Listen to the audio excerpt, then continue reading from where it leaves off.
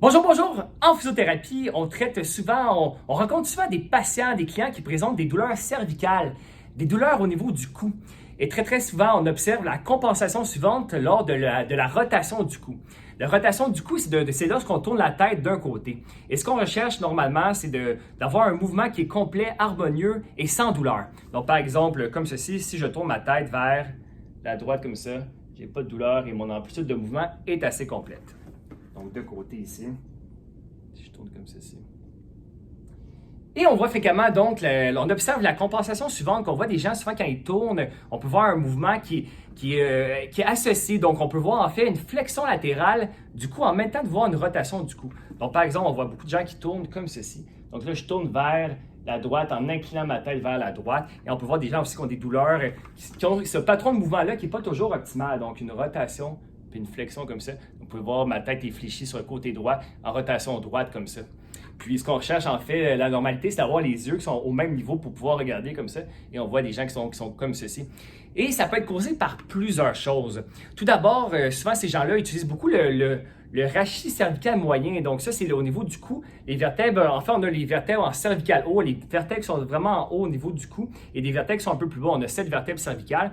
Et on peut voir, par exemple, à partir de la 3e vertèbre cervicale jusqu'à la 7e, un peu plus bas. Donc, ces mouvements-là de rotation au niveau cervical plus bas, de rotation sont associés avec une flexion latérale. Donc, on peut voir des gens, par exemple, qui surutilisent plus le cou au niveau plus inférieur, moyen inférieur, et qui n'ont pas assez de mobilité au niveau du haut du cou, donc au niveau des premières vertèbres cervicales situées en dessous du crâne.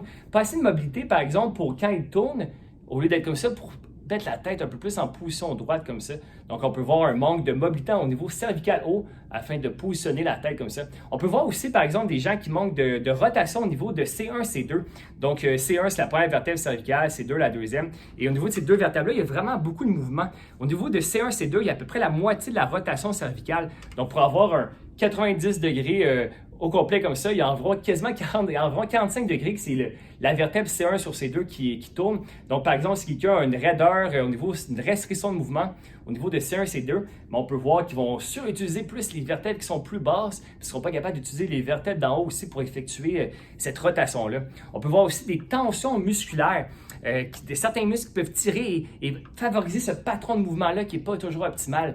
Par exemple, on voit certaines personnes qui, quand ils tournent, on peut voir qu'en levant un petit peu l'épaule, sont capables de se positionner un petit peu mieux, par exemple.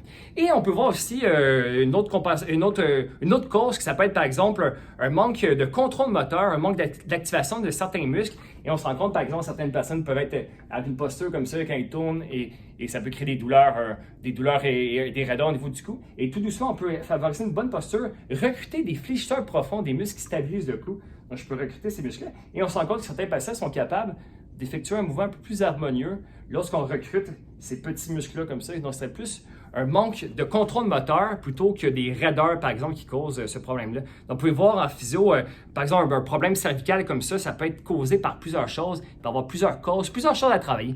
Donc, je vous invite à nous écrire. Si vous avez des questions, des douleurs, ça me fera plaisir d'essayer de vous aider. Merci, à une prochaine capsule.